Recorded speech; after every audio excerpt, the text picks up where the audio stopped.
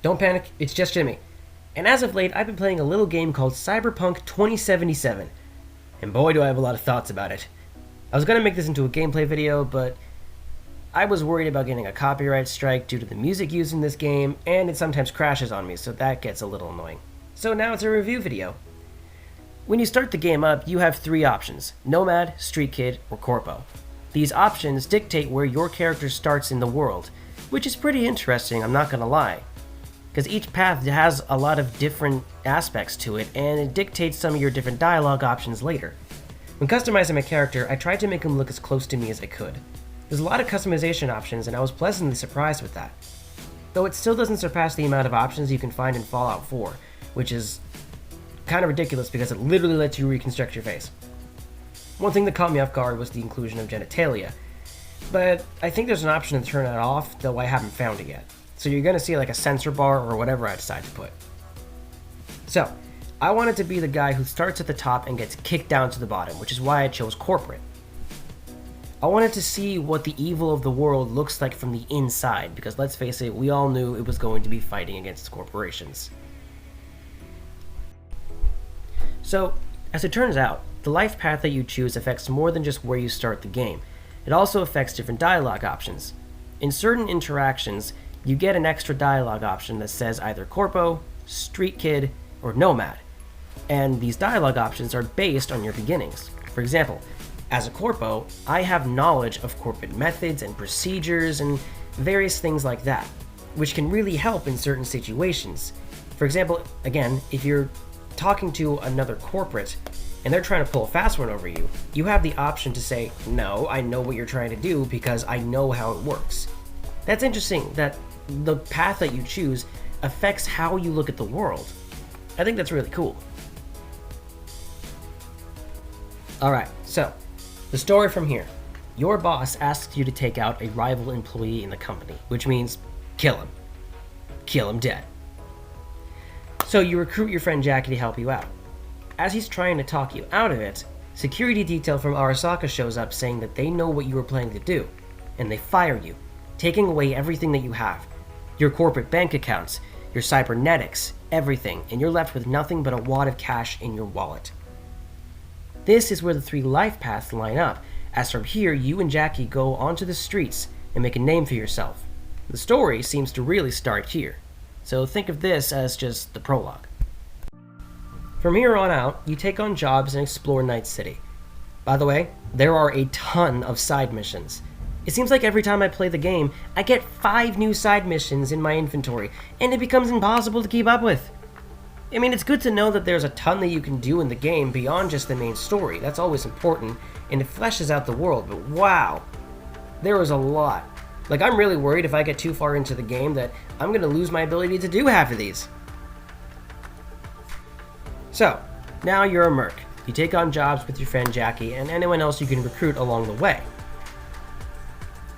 You meet up with different people, and they leave a lasting impact on you depending on how you talk to them.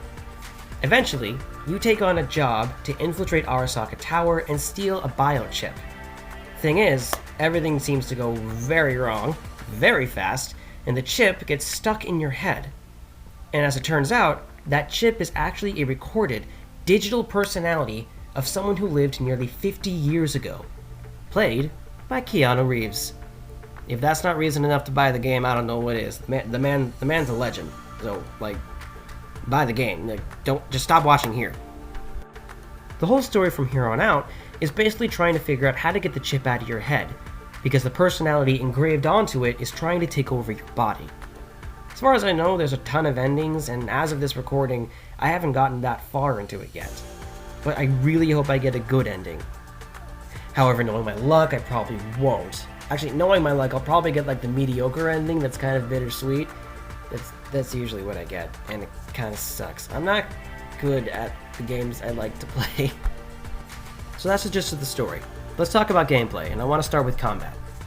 You can do handheld melee, or you can shoot. And by shoot, I mean guns, not slingshots. Sorry, Animal Crossing players. If you played Call of Duty or GTA or both, you're good in terms of controls. It pretty much is the same based on those. It doesn't hurt to brush on the tutorial a little bit, but I think you'll figure it out pretty quickly. The weapons that you use usually vary. You can either find them on the streets, from bad guys that you take down, or from shops. Let me just say, I've never gone to the shop, at least not that often. All the weapons I have, I usually get from enemies that I take down. There is a gameplay mechanic that's unique, quote-unquote, which is hacking. I say quote-unquote because it somewhat resembles the mechanics used in the Watch Dogs video games. You can scan an object or a person, and you can hack them in a variety of ways. You can upgrade your hacking abilities so that you can do better hacks. It does come in handy with a few things like shutting off cameras, pinging bad guys so you know where everybody is, or distracting enemies. You will find yourself using it a lot depending on your preference. So I would suggest upgrading it as much as you can, but don't forget to upgrade your physical statue as well. Transportation is also a lot like GTA, which is the game that everybody's comparing this to for some reason, despite how very, very different they are. Thankfully, you are given your own vehicle at the start of the game, so you don't have to go and buy or steal one to drive around. And you get a few other vehicles as you go on just by doing side missions or the main story. For example, I'm level 18 as a corporate, and I have 2 motorcycles and 2 cars, all of which were given to me through the story and side missions, which is nice. A little detail I thought was actually really cool is that if you see a car on the street that you really like, you can walk up to it and it gives you the option to buy it. So instead of going through some in-game website to buy the vehicle, GTA, you can just buy it off of the street if you see one you like. Not to mention, you can summon your vehicles on command with a push of a button, which I don't think is something I've ever seen in GTA, so that's a massive improvement. Depending on what vehicle you have listed, you press the button and it just auto-drives itself in front of you. You get in, you drive off. That is awesome. I really like doing that because I hate having to spawn my car like 20 miles away and having to run to it. GTA! Overall, as far as gameplay controls go, I'd say it is pretty well designed. They clearly thought out a lot of this stuff. You can scan and hack almost anything in the environment, including people, and there's a lot of details that go with scanning them. It tells you a lot about their data and what you can do against them, like it'll tell you what they're weak against, so this game is pretty well designed and was very clearly thought through. I just want to quickly let you know that a lot of the footage that you're seeing was recorded between the days of the 16th and the 22nd of December 2020. So some of the patches that they roll out aren't in work here. Yet. So let me tell you the issues that I had playing through this game between those dates, which for me, let's start with frame rate issues. The most consistent times that I found issues with the frame rate is when I'm driving. If I'm on the street by myself, usually runs really fine. In fact, game looks awesome. But once there's other cars, the frame rate tanks so bad. The frame rate can also drop in general on the streets when you're walking around, especially if there's too much on the screen. The indoor areas seem to be fine for the most part, but there were still a lot of frame rate problems playing through this game. In fact, I'd say that for me, that's the biggest problem that I ran into a lot. It didn't bother me too much though, as I still had a pretty fun time playing. Like any games, you're gonna have your share of glitches. I definitely ran into a couple of glitches that forced me to reload to my last checkpoint. For example, I was on my way to do a mission where I invade Arasaka Tower, and I had to get into the car with Jackie. However, as I walked outside, I saw a motorcycle behind our car that glitched through the wall, and yeah, it just kind of flew across the screen and knocked the car over. It was honestly kind of hilarious. Most of the regular glitches are just kind of your basic stuff. Textures and objects or people not loading in right away, audio glitches where somebody's saying something when they shouldn't, or vice versa, stuff like that. Just your general expected glitches of any game. Less than a week after I get the game though, it crashed about 3 times, which is definitely annoying when you're right in the middle of a mission and you're really into it and then all of a sudden, BAM! It crashes. Like, how I am constantly crashing when driving vehicles. I'm terrible at that in games. Alright, so moving on. You encounter a lot of things in this game. One thing that there isn't as much of a variety of is enemies.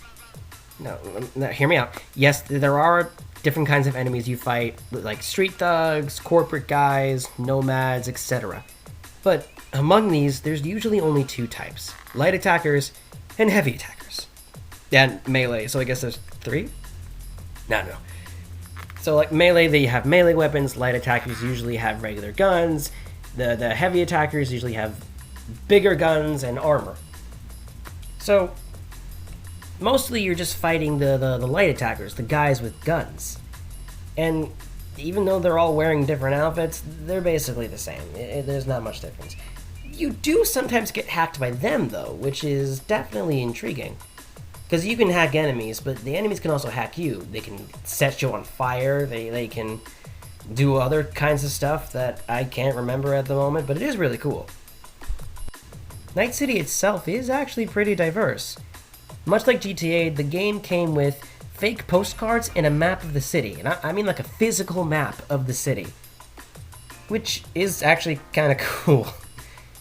Each district is run usually by a certain fixer. Think of that as like a criminal boss in that district, and they run a lot of the side missions in that district.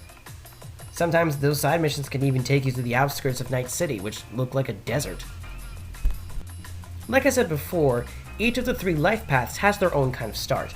As a nomad, you start in the desert when you get your car broke down and you need to meet with Jackie Wells, your client, to transport contraband over to Night City. To Night City. I wrote Night City, but it came off as Tonight City in my script. That's weird. As a street kid, you take a job in order to help a friend pay off his debt to someone. When you're taking that job on, you run into Jackie, who's trying to do the same thing. It ends with you both getting arrested, and then you become partners in crime. As a corporate, you take a job to assassinate someone, get found out, and you get fired. And you work with Jackie to build a new life for yourself. Of these three different paths, I feel like the corporate path does the best work for the story. You get to see more of Arasaka from the inside, straight off the bat, and it's very cinematic, and I feel like it has more stakes to it. I like the pacing of it better. The other two just felt so fast, like getting to the point, but this one, I feel like kind of took more of its time, which I appreciate. Now, when trying these different life paths, I played as both the males and the female characters. The male one, in terms of voice acting, sounds like your typical action hero, but with enough sass and charm to make him feel unique. Get to me! Arasaka counter intel. We done here? The female voice, however, is my favorite, because there's just so much spunk and confidence and way more sass, again, and talent put behind it.